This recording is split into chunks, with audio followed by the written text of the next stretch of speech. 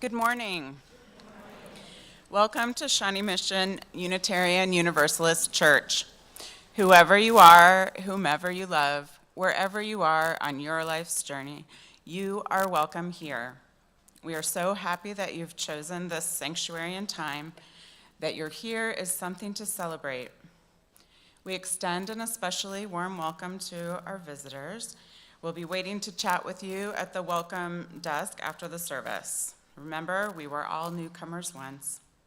And if you're joining us online, please say hi in the chat. We now invite everyone to rise and greet each other.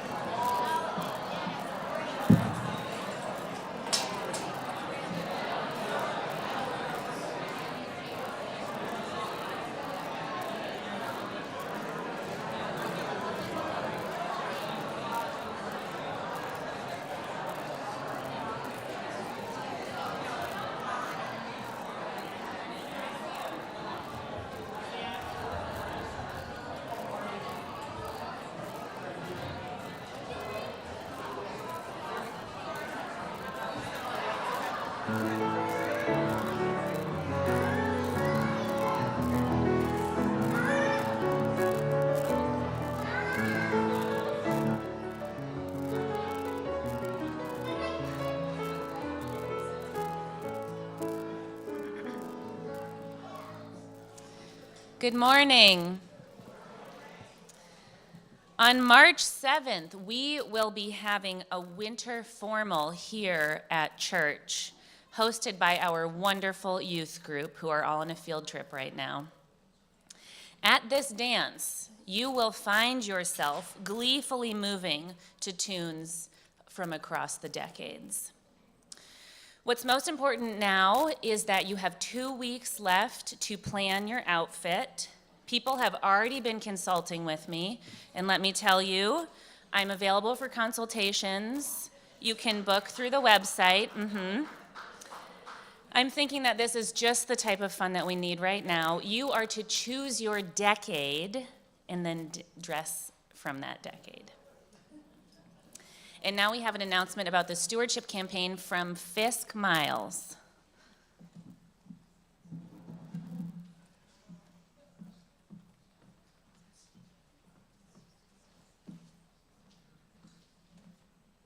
Good morning, everyone.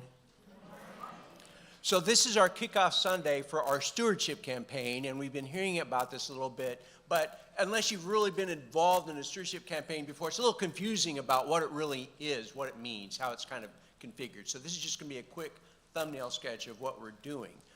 The church's fiscal year starts on July the 1st and goes through the following June 30th. And what that means is that we have to have a budget that the board is going to approve at the June board meeting. And the budget has to balance. And so we have staff, we have Rev Rose, we have the building, we have liability insurance, which is costing more now than it did last year. So the way we get the budget put together is in November, the staff got together and they figured out, okay, well, for 2025, 2026, what are we going to need for our areas? And then that number was assembled, and then the staff worked with the board and went through the budget, and so the board has authority over the budget. So the board and the staff collaborated on that, and they came up with a proposed budget that the board accepted in the February board meeting. Now, that's not an approved budget, that's just what we're proposing. And that gives us our number for the stewardship campaign, which is about 583,000 and some odd, yeah, something like that. Okay, we have a budget spreadsheet that's on the south wall of the fellowship hall, printed very large so everybody can look at that. The budget is based on pledges. We do the offering every Sunday, but we don't know how much money that's going to be. And we have to know how much money that we're going to have for our budget because we have salaries to pay and building expenses and all these sorts of things. So during the stewardship campaign, what the congregation does is they talk with each other about, okay, well, what are we thinking about stewardship for the church and how do we think about our pledges? And people may have concerns, they may have questions, they may have ideas, they may want to talk to people that have been at church for a long period of time to say, how do we decide what we're going to pledge? And members, part of being a member is to pledge, but you do not have to be a member to pledge. You can also be a friend. And so if you pledge and you're not a member, then you're a friend of the church, which is a nice thing. And I've been a member and a friend both. It's all wonderful. So that's just something to keep in mind. Our stewardship campaign is going to conclude on April the 13th.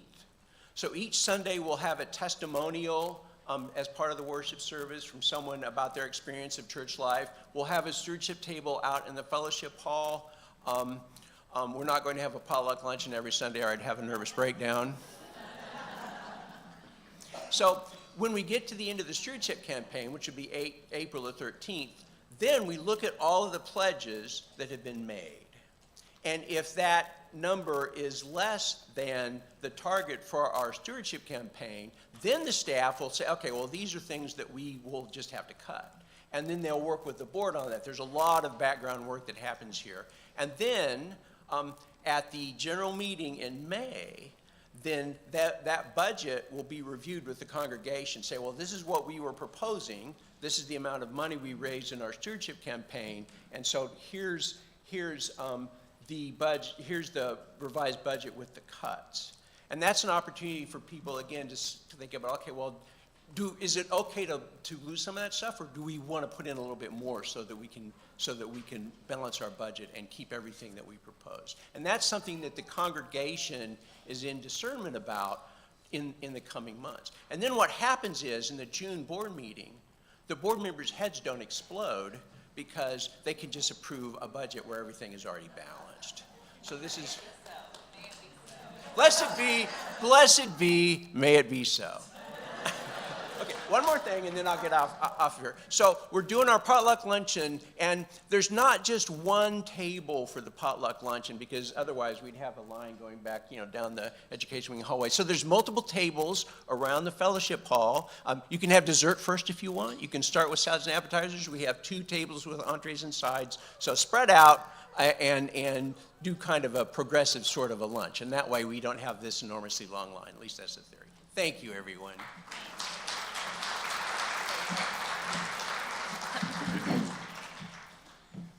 Because 70% of our budget goes towards the wonderful people who we employ, each week we will be briefly highlighting one of our employees. And that same person will then be in the fellowship hall, ready to mingle and get to know you all. We have some truly incredible staff in this place who keep us running, who you'll be meeting, some of them for the first time in the service during this time, and some of them who you see every single Sunday, like our Congregational Life Coordinator, Forrest Fisk, who I'll be introducing you to today. Forrest is our most recent employee. He's been here for 4 months, and his job is to move the church towards accessibility and welcoming through easy membership and congregational life process. But more so, something important about him is that he found UUism after making the heavy choice to leave a high demands religion. He is passionate about ministry to people leaving evangelical spaces and finding spaces like ours. And Forrest has a short little fun fact about himself to share.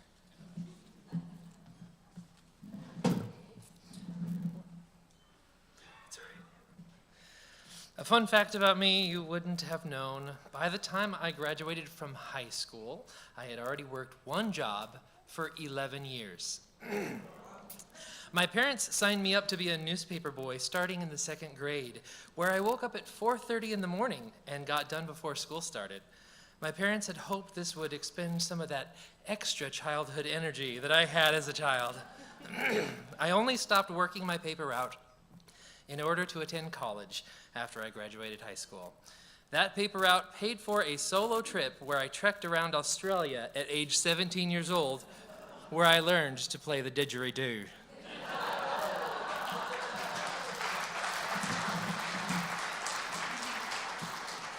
Indeed, on his resume, he wrote that he was never once late for the paper route. I was like, oh my gosh. Whoa. All right, and now our stewardship testimony from the Weavers.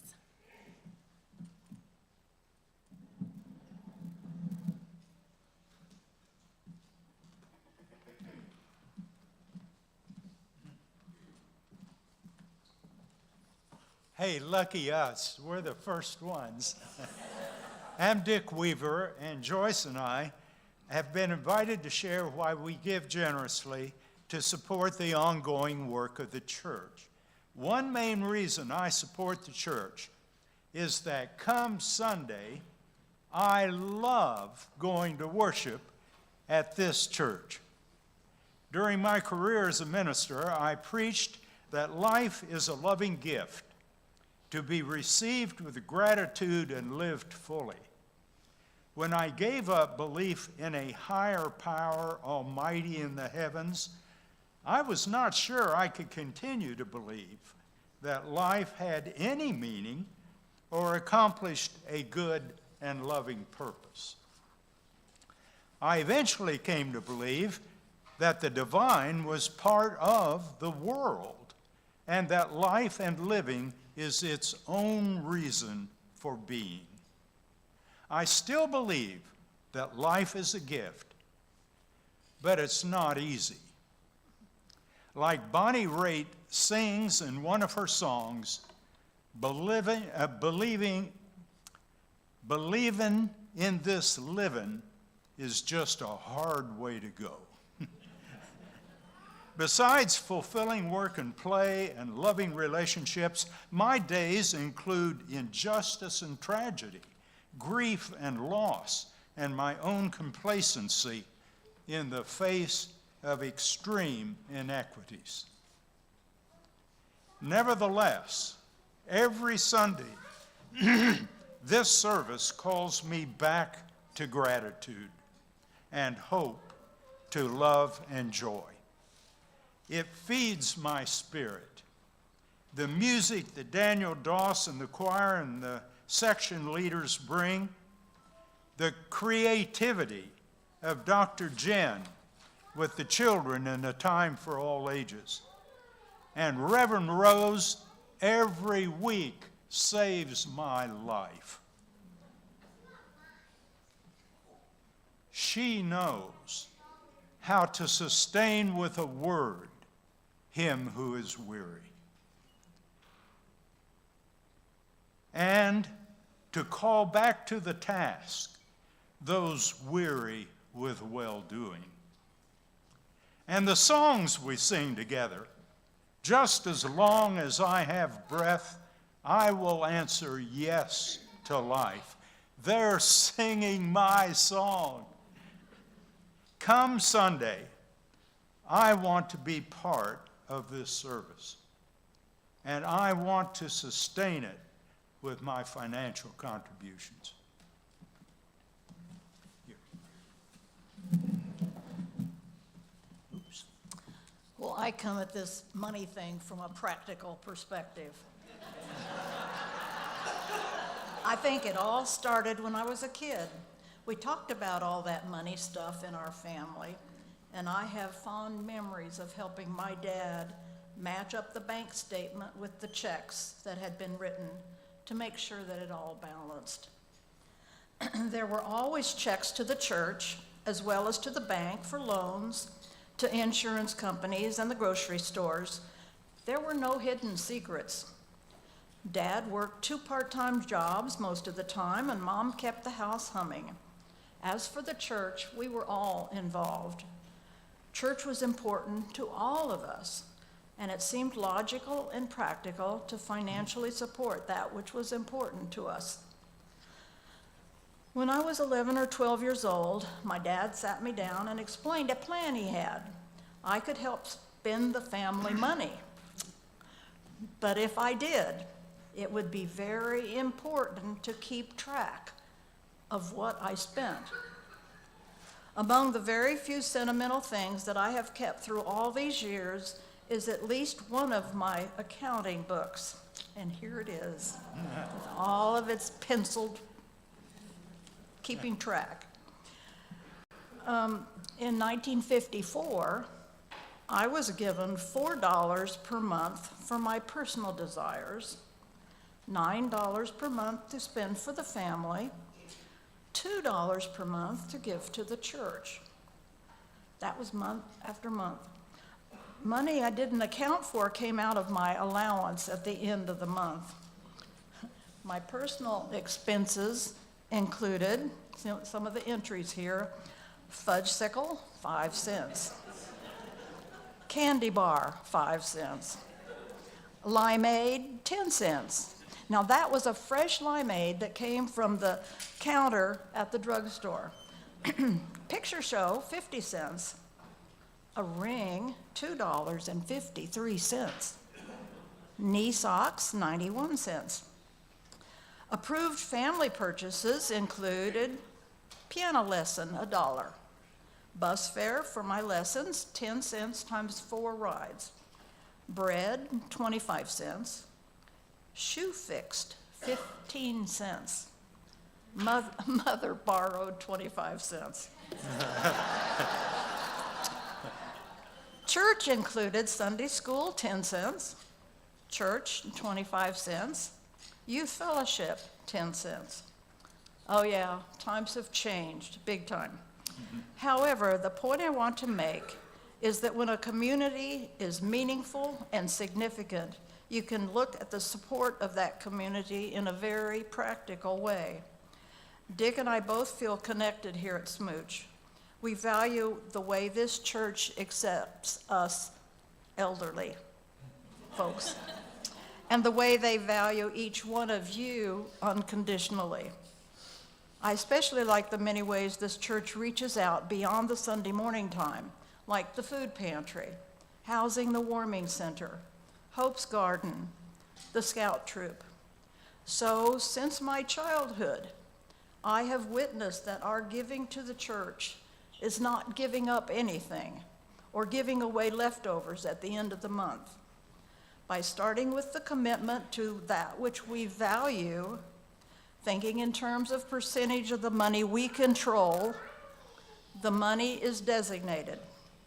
Then the whole household budget falls into place. That has been my experience. Thank you so much.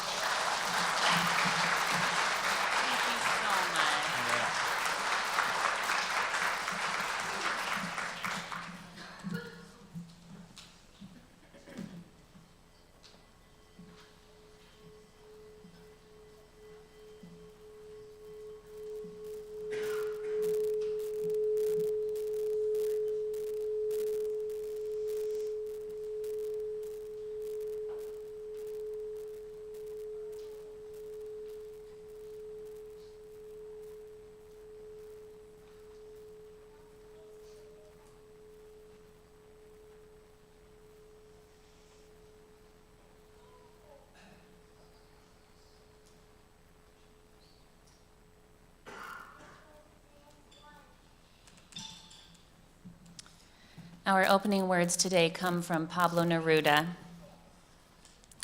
He says, "If each day falls inside each night, there exists a well where clarity is imprisoned. We need to sit on the rim of the well of darkness and fish for the fallen light with patience." He says, "Si cada día cae dentro de cada noche, hay un pozo donde la claridad está encerrada. Hay que sentarse a la orilla del pozo de la sombra y pescar luz caída con paciencia. Come, let us worship. Please rise as you're willing and able for our opening hymn number 404, What Gift Can We Bring?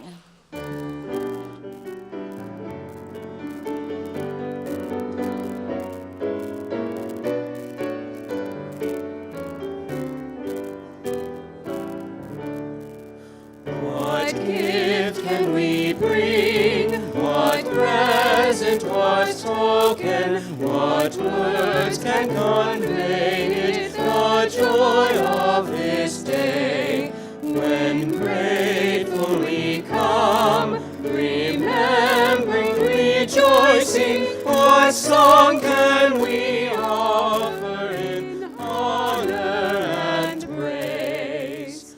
Give thanks for the past, for those who had vision, who planted and watered so dreams could come true. Give thanks for the now, for study, for worship, for mission that bids us turn prayer into deed.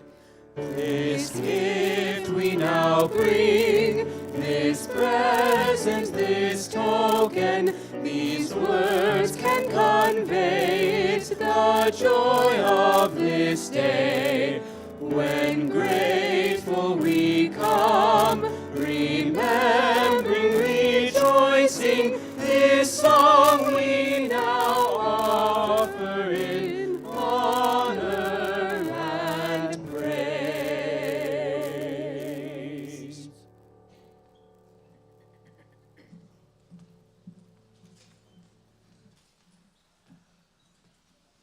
As Evan comes forward to light our chalice, we invite you to join us as we recite our covenant.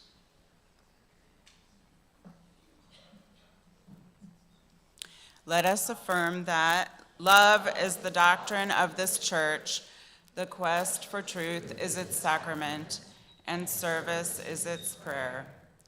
To dwell together in peace, to seek knowledge and freedom, to serve unity and fellowship, to the end that all souls shall grow into harmony with the divine. Thus do we covenant with one another.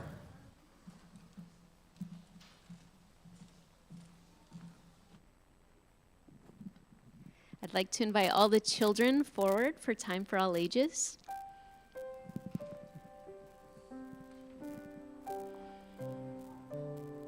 Hello.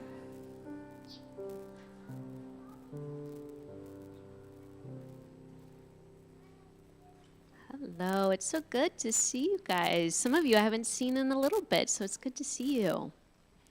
Hello.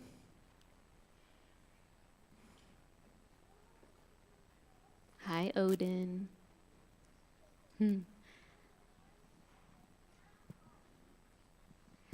All right. I have a few questions for you all today. Did you know that most things on Earth, most living things on Earth, have existed longer than humans? Yeah, you probably knew that. You're all smart. Can you name a plant or animal that lives in your yard or a nearby park that is older than us? Eliza. A tree. Yes. Yeah. A fern. Yes, ferns are ancient. Yes. Plants. Uh-huh. A what? A bird. Yeah, Evan. Grass. Yeah. Deer. Yeah. What'd you say? A what? Dirt. Yes. Dirt. Yeah. Water. Uh-huh. Yeah. Turtles. All right, last one, Odin. Okay. What? Can you name something that's older than humans? Trees. All right, last one. What do you got? Watermelon? That sounds really good right now. All right. Yeah, humans were pretty new to Earth. So that means all those things you just named, the trees, turtles, worms, they're our ancestors, and we're connected to them. And that reminds me of one of our UU values, which is interdependence. And that just means that we're all connected to all those living things, and that we support each other in different ways. Who can tell me how worms support us? Evan.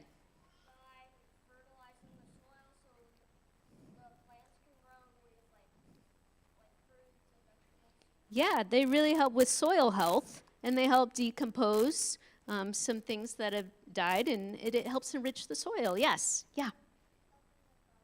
Yeah, it helps our garden. What about those trees? What about an oak tree? How does an oak tree support us? Yeah.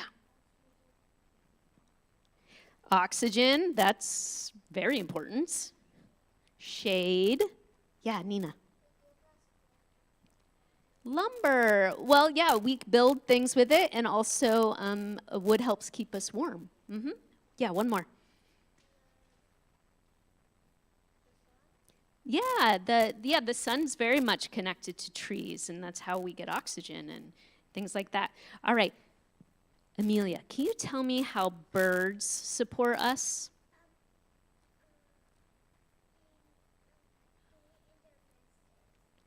In their what? Oh, their nests, yeah. So they do help pick up things and create nests for their young. Yeah, Odin? Can you think of a way that birds support us? Why they're so great?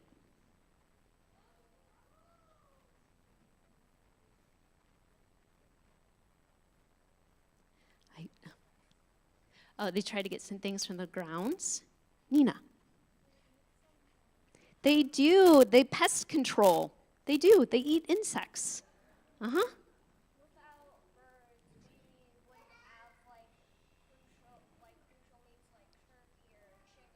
Yeah, turkey and chicken, also birds. We love them.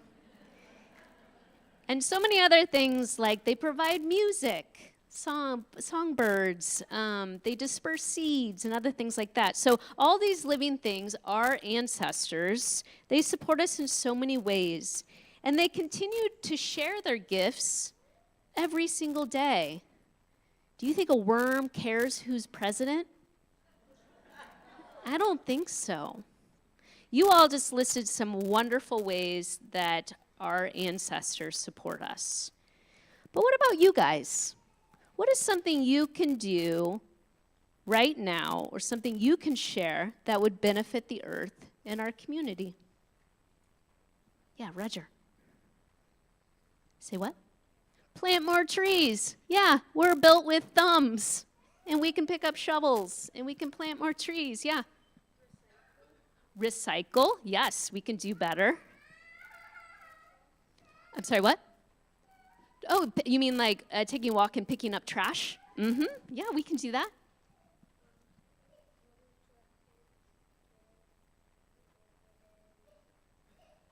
Yeah, we can pick up after ourselves and recycle. Yeah, those cans. Yeah. Okay. Yeah, I think being careful, we can do better about making sure we're not overfishing or overhunting and things like that. Yeah. Also, like, get rid of these, like, these trash dumps, because they're, like, these massive spots in the ocean that just piles and piles. Getting rid of all the waste in the ocean. Yeah, some of the things you guys shared, it sounds like volunteering to help take care of the earth, but there's lots of other things we can do too, like we can share meals together. Does anyone know any funny jokes? We can share jokes. Jokes are important. Yeah.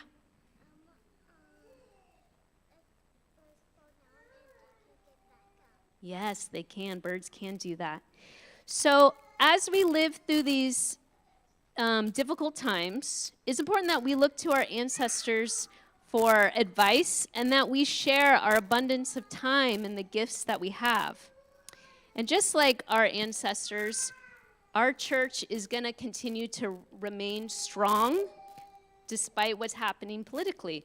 As Joyce just shared, we're going to continue to create, to use our space and resources to make sure that people have a warm space and a bed each night.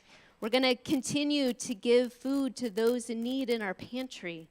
And each week, we're going to continue to show up in this space and sing songs together and learn lessons and build relationships. So as we enter this week, I want us to get back into our worm brains and our bird brains and our oak tree brains. And I want us to think about what gifts that we have to share, and then we'll start sharing them. Thank you so much, children. I loved all of your, all the things you had to share today. Thank you.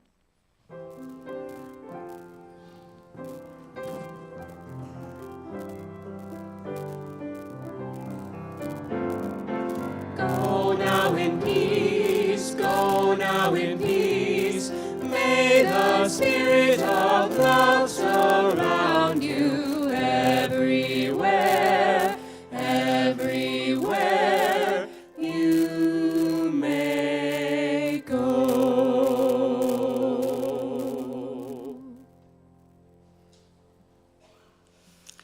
Each month, we as a community take time to reflect on a theme. The children do this in their classes, and we do it here in worship and in our small groups. This month, the theme is Living Love Through the Practice of Inclusion. I've been struggling to hold onto hope of late. I knew to expect some outrageous statements and actions come January 20th, but never imagined things would feel so bleak so quickly. I also know I can't allow the dread and foreboding to paralyze me into inaction, despair, or apathy. While the present feels almost apocalyptic, the future is still ours to write. And the fact is, I carry too much privilege to stay silent or remain hopeless on the sidelines.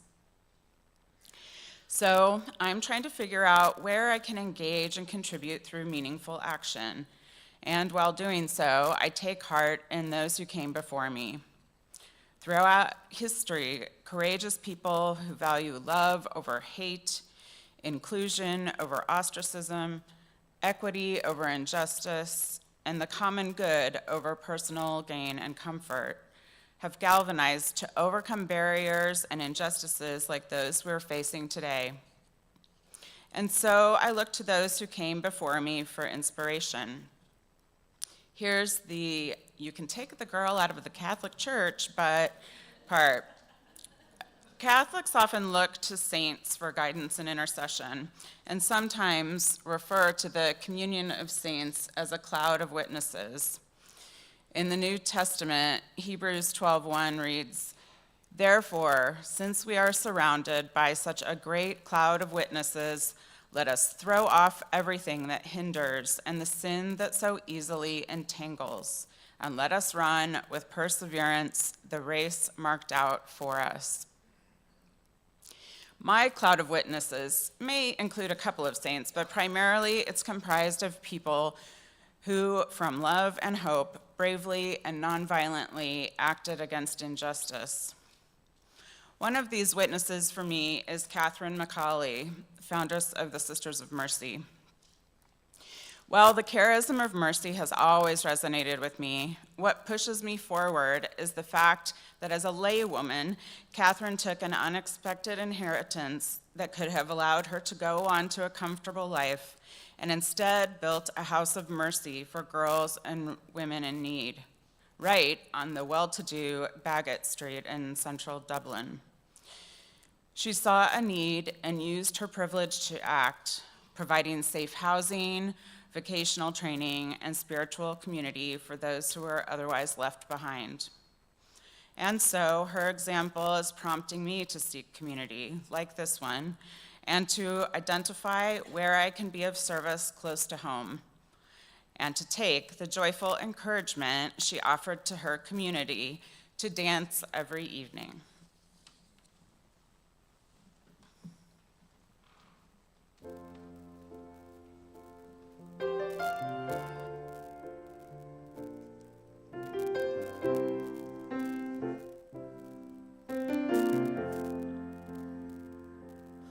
I am open and I am willing, for to be hopeless would seem so strange.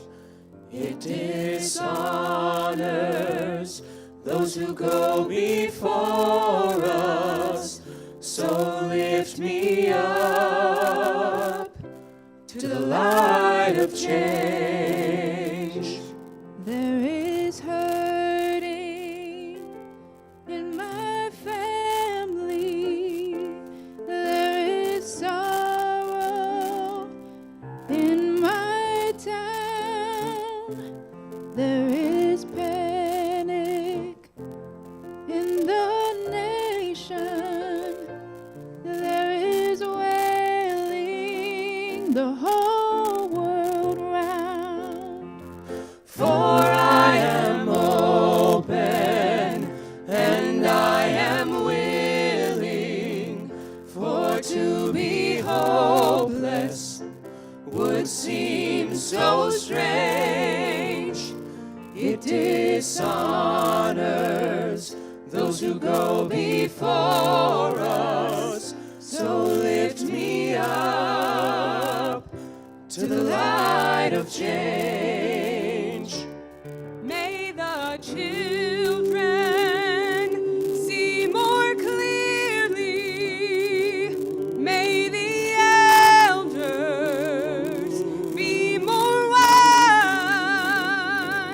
May the winds of change caress us, even though it burns our eyes. For I am open and I am willing, for to be hopeless would seem so strange. It dishonors those who go before us, so lift me up to the light of change. Give me a mighty yoke to hold my confusion. Give me a desert to hold my fears. Give me a sunset to hold my wonder. Give me an ocean to hold my tears. For I am open and I am weary, for to be hopeless would seem so strange. It dishonors those who go before us, so lift me up to the light of change.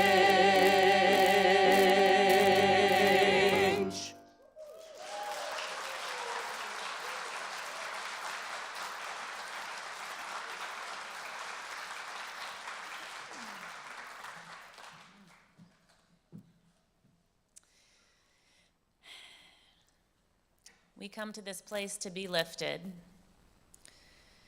to lift others, to teach and be taught, to hear and be heard.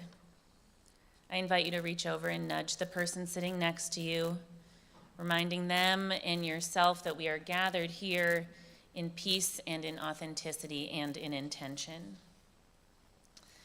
We also come to this place to share our joys and sorrows.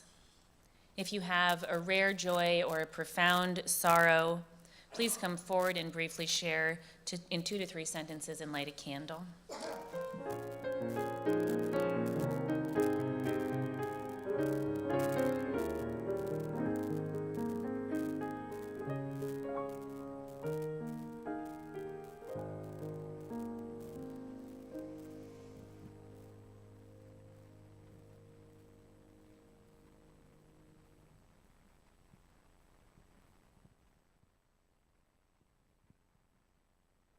Hi, I'm Jerry, and I'm lighting a candle of sorrow on behalf of my sister-in-law, Linda, who passed away from cancer recently.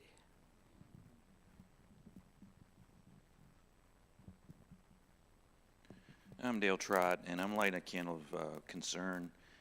My 12-year-old grandson is really suffering with OCD, and he's right at the peak of puberty, and it's really taking a toll on him, and he's harming himself. He can't get out of the shower. It's terrible, and my daughter has some treatments lined up for him, so hope it works. So he's struggling right now.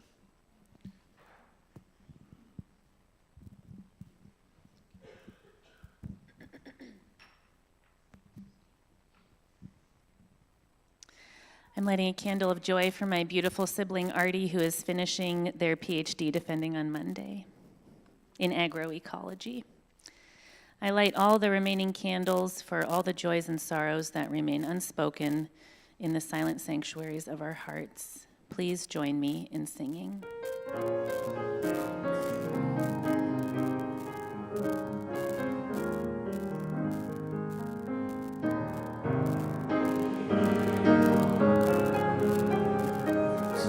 We witness your life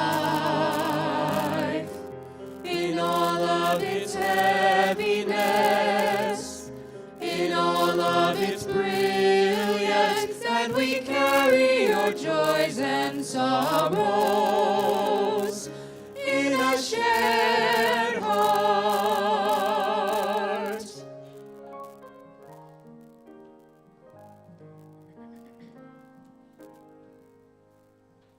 Please join me for a moment of silence, followed by spoken word.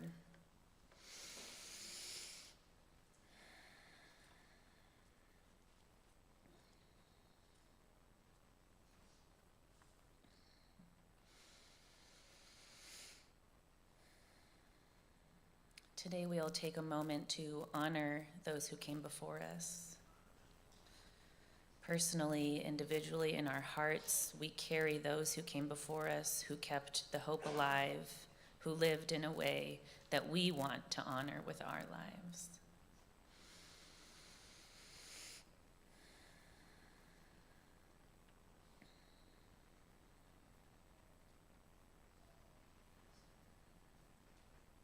As we sit in a moment of peace together, I invite you to draw to mind one of those honorable ancestors for you. It does not have to be your family. Someone, anyone who lived in a way that you want to honor.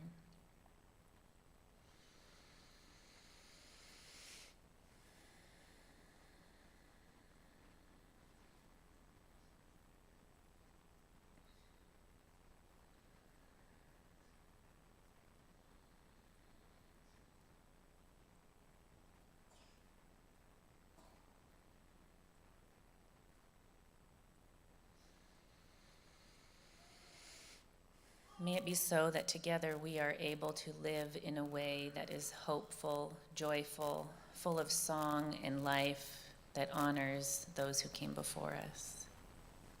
May it be so, and amen. Please join us for our meditative hymn.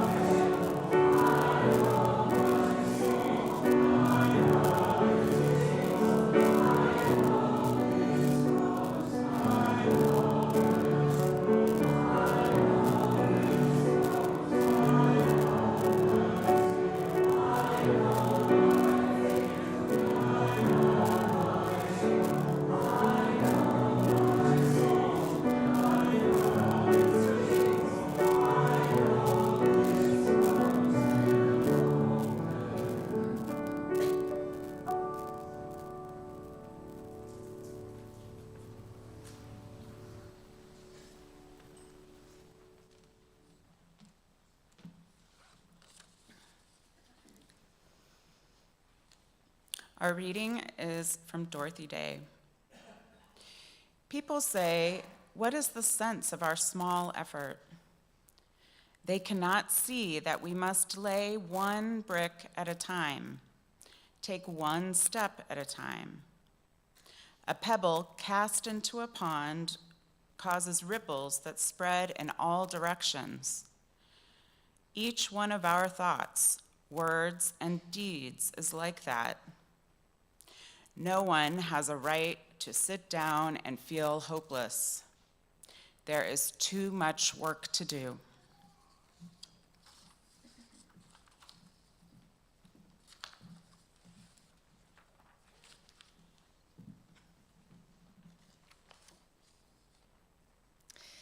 And indeed, there is a hopelessness right now.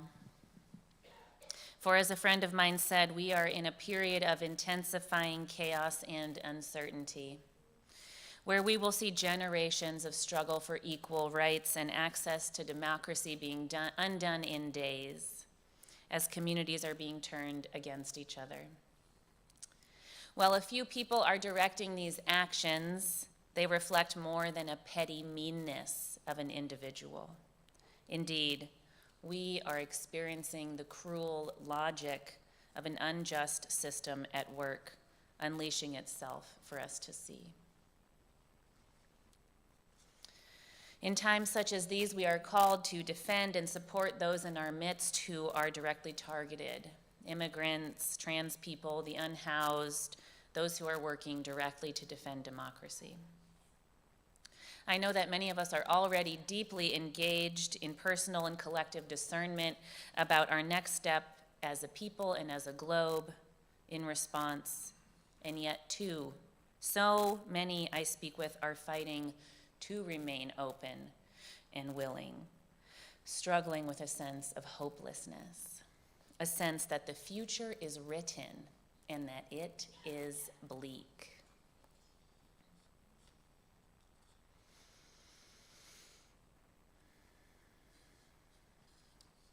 And yet Holly Near said that to be hopeless would seem so strange, that it dishonors those who go before us. Holly Near is the author of our musical interlude today that you all sang so beautifully. She lifted her voice in the name of human rights and dignity alongside so many others: Mercedes Sosa, Arlo Guthrie, Harry Belafonte, Pete Seeger, Victor Jara, through an era of music and protests that expanded the rights of people throughout the Americas. This is the music of my parents' generation, the music that raised and politicized me, the music that cloaked me in a sense of purpose and lifted my spirits for the world that I inhabit and enjoy, and the rights and opportunities that I have are only mine because someone who came before me fought for women, for queer people, fought for the right to have education. In this way, we have behind us a generation of people in a long ladder of human history, people who carved out space for humanitarianism and dignity. For they who protested in the 60s and 70s had behind them a whole choir of witnesses gathered close, a cloud of generations past that held them up as they sang their songs of oppression and liberation. Billie Holiday telling of the strange fruit. Alfred Bryan singing that he didn't raise his boy to be a soldier. The African American spiritual Down by the Riverside. The labor movement's Bread and Roses, and all the songs of Joe Hill of the industrial workers of the world. These songs were so full of joy, and we have them in our ancestral past, but we don't just gather in their strength and the hope that they showed, for their times were very scary and very hard. Victor Jara's hands were cut off when he returned to Chile, and Joe Hill died in prison at the age of 36. So many leaders were lynched in the South. The songs of hope and joy that they sang were not empty or easy. It had to come from an alchemy deep inside of them as they watched people hurting, as people had sorrow in their towns, panic in their nations, as they heard wailing the whole world round, and yet still they sang that hopelessness would be so strange. Holly Near tells us that she is open and she is willing, and that it would be strange to be hopeless.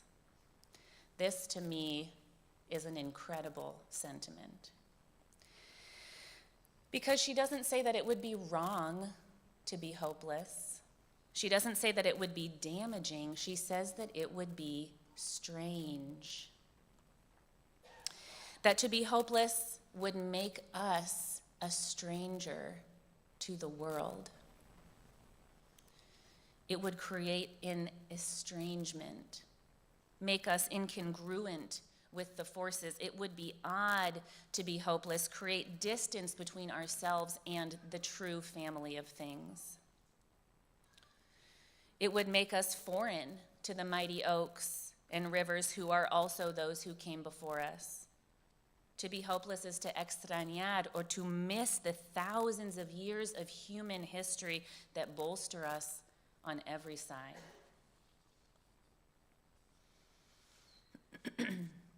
Perhaps hope or faith is the opposite of sin, because sin is to simply be separated from what you love. It's an estrangement. For to be hopeless would be so strange. In any ways, Adrienne Marie Brown, who's an author and podcaster, said, yes, the reality is bleak. It is chaotic right now, but we have to remember that it's not permanent. The future is unwritten. Thus, let us bring our hope in. Become even more familiar with hope, to become a friend to hope. Do what we do with those who are close to us in their time of weakness, as our dear hope is having. Sit on the rim of the well of darkness and fish for fallen light with patience. Let us sit and fish for hope as we would with a friend who struggled. Become familiar with it, study it, sing it, carry it with us under our arm like a kid carries a teddy bear everywhere we go. Hold it as one would hold the most precious thing to our hearts, and with great and fierce protection, clutch and cling to our hope, as though we were woven into a thick ecosystem of those who came before us and those who are yet to come, for indeed we are. For our job is not just to protect a future of human rights, but also to protect a future that is full of song and solidarity and beauty and hope in the face of darkness. This is why no one has the right to feel hopeless. When those who came before us are singing us along, having taught us how to sing our way through this, we sing now not just for us and for our rights, but also in honor of the generations after ours who will need to know that we too had the power of that alchemy. We too found a way to sing through the darkest times. Indeed, no one has the right to sit down and feel hopeless when there is such a huge future before us, unwritten, unfolding.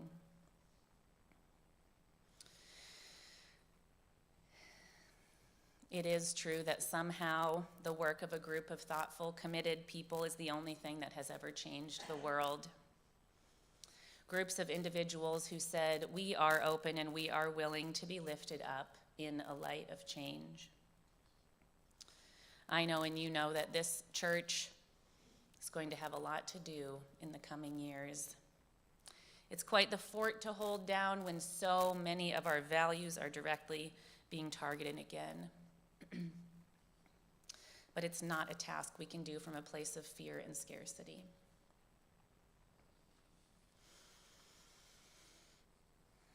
I invite you once more to bring to heart and mind that person who you must honor.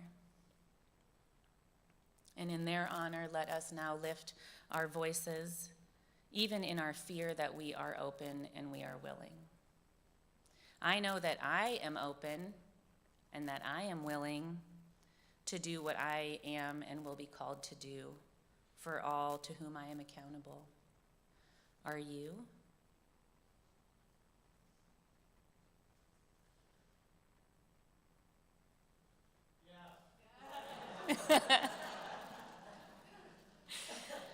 Good. Let us sing.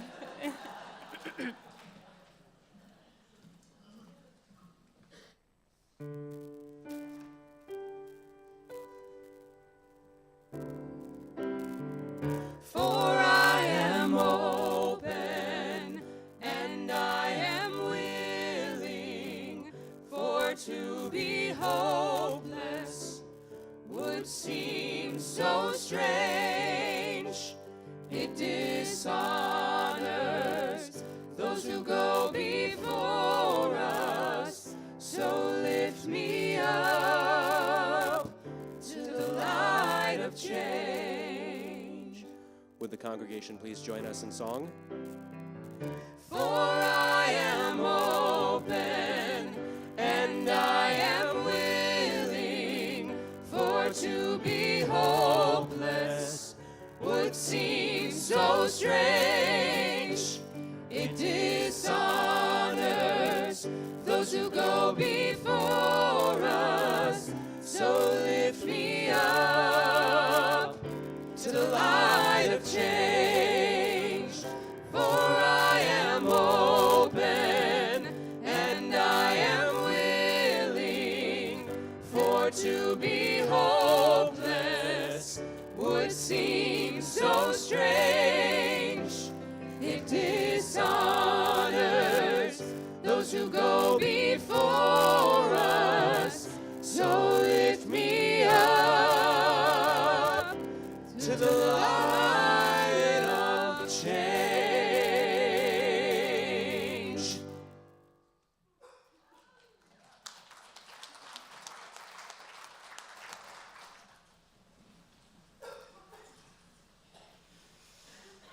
The work of the church depends on us, our generosity of time, wisdom, and financial resources.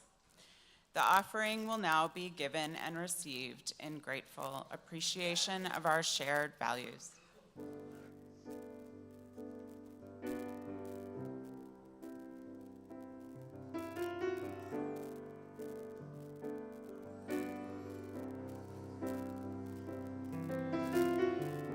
Imagine there's no heaven. It's easy if you try. No hell below us. Above us, only sky. Imagine all the people living for today. Imagine there's no country.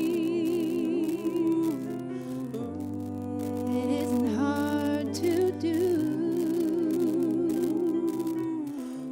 Nothing to kill or die for, and no religion too. Imagine all the people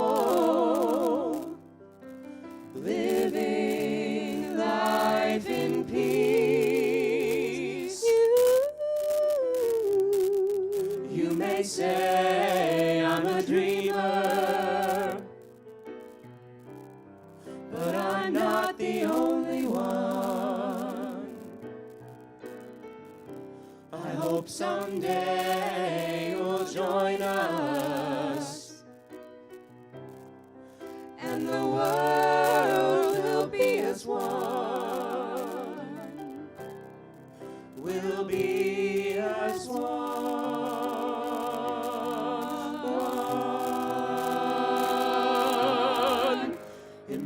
imagine no possessions.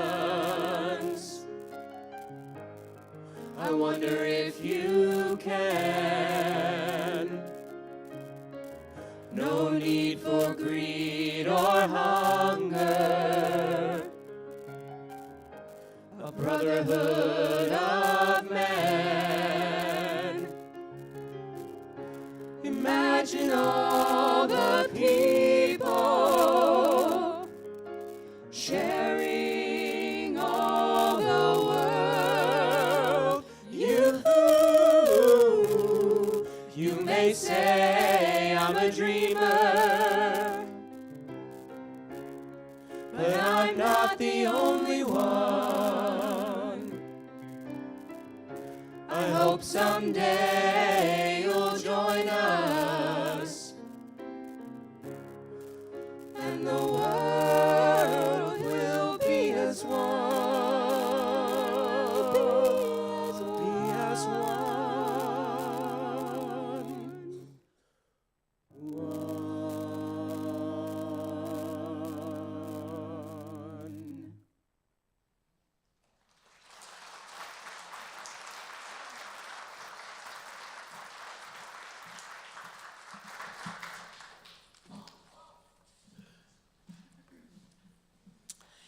We extinguish this flame, but not the light of truth, the warmth of community, or the fire of commitment. These we carry in our hearts until we are together again. Please rise as you are willing and able for our closing hymn, number 318, We Would Be One.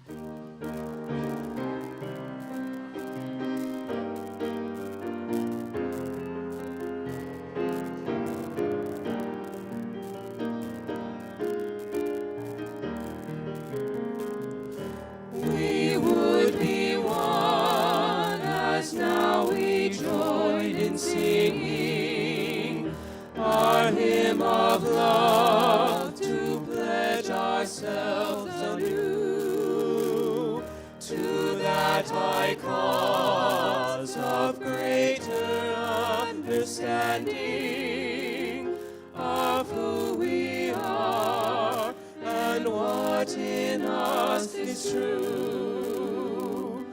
We would be one in living for each other to show to all a new community.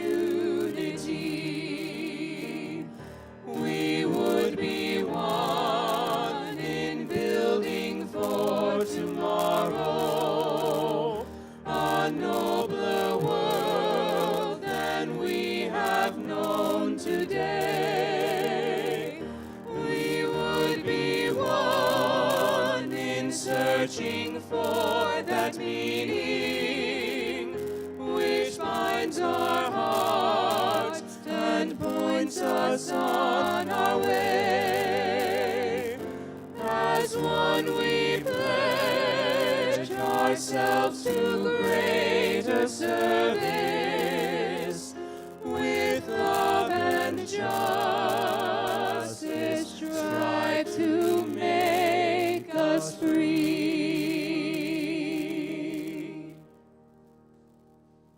This week, your task is to stay especially friendly to your hope. Find it, be a friend to it, and now let's eat. Go and